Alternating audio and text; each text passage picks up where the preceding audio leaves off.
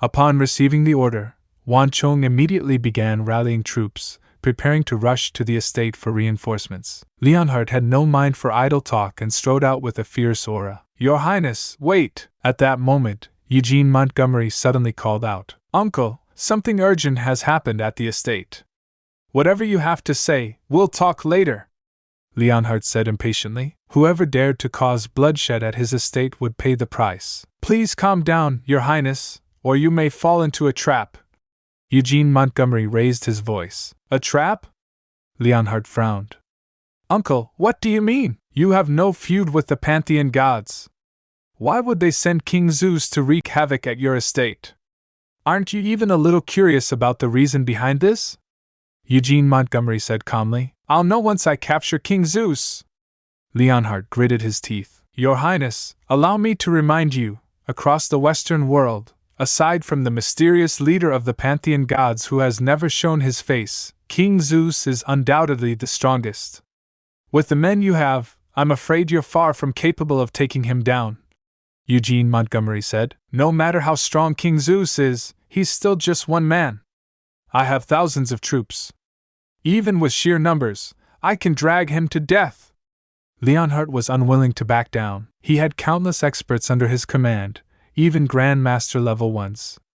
If they all worked together, there was still a chance of defeating Zeus. Besides, he had 30,000 elite troops as his trump card. Why should he fear one King Zeus? "Your Highness, even if you managed to win, the cost would be severe. A Pyrrhic victory like that, is it truly worth it?" Eugene Montgomery asked in return. "Then what do you suggest? Should I just sit back and watch King Zeus piss all over me? If I keep hiding like a turtle, how will anyone ever respect me again?" Leonhardt frowned. "While I don't know the full details, this situation reeks of something unusual. It's possible someone is trying to sow discord. My advice is, don't go head to head with King Zeus, or you'll lose your elites for nothing." Eugene Montgomery shook his head. "Uncle, of course I understand that. But I'm already on a tiger's back. I can't get off now." Leonhardt's face darkened. If he cowered when his estate was ravaged, he'd lose all credibility as a prince. "I have an idea that could help you out of this predicament, but whether it works depends on your own ability," Eugene Montgomery suddenly said. "Please advise me, Uncle."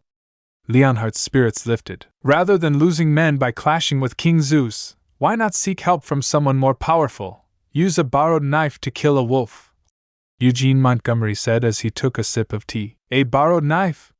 What do you mean?" Leonhardt frowned, puzzled. "For someone like King Zeus, only a stronger figure can suppress him. As I recall, the former Grand Astrologer of the Celestial Observatory is such a being, virtually an immortal. If you can persuade him to act, the crisis will resolve itself," Eugene Montgomery said with deep meaning. The Grand Astrologer's name wasn't listed in the world rankings, but his strength rivaled that of the so-called earthly immortal, Zhang Xuanji. The Dragon Marsh had stood strong for many years, and the Grand Astrologer had played a vital role in that. "The Grand Astrologer of the Celestial Observatory?" Leonhardt frowned deeply. "I've heard Father mention him. He's indeed formidable. But he retired long ago and never gets involved in worldly matters. Even my father couldn't convince him. How can I? There's no such thing as impossible. Only those who don't try." Eugene Montgomery suddenly took out a round jade token and handed it to Leonhardt. "Years ago, I saved one of the Grand Astrologer's descendants. This token was given to me by that person. Take this to the Treasure Pavilion, he'll help you. Whether it works will be up to fate." "Thank you, Uncle."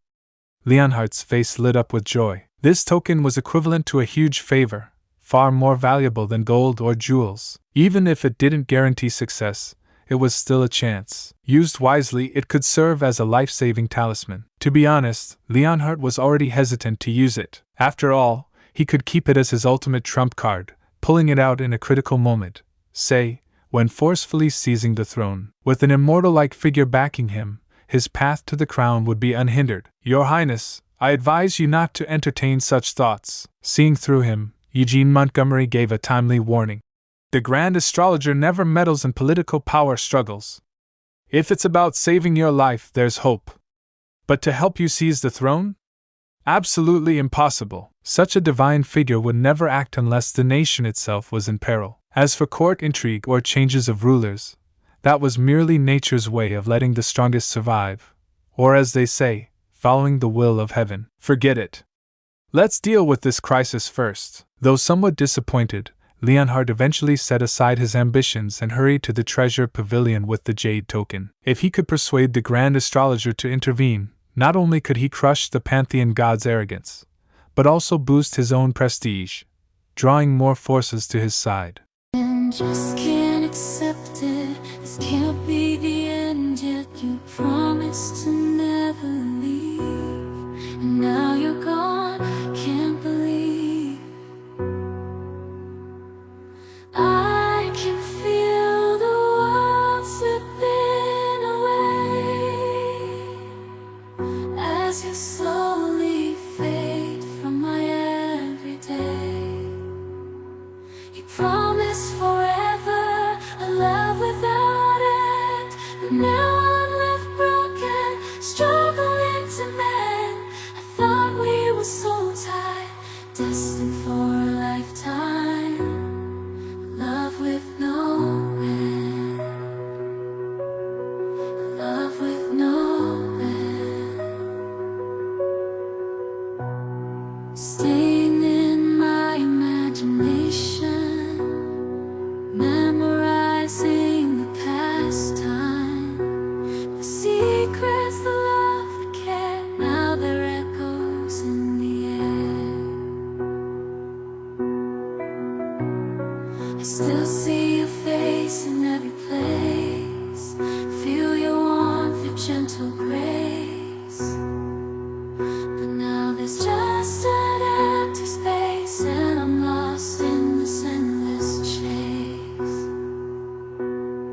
Keeping you in my heart, a piece of you I'll never let go.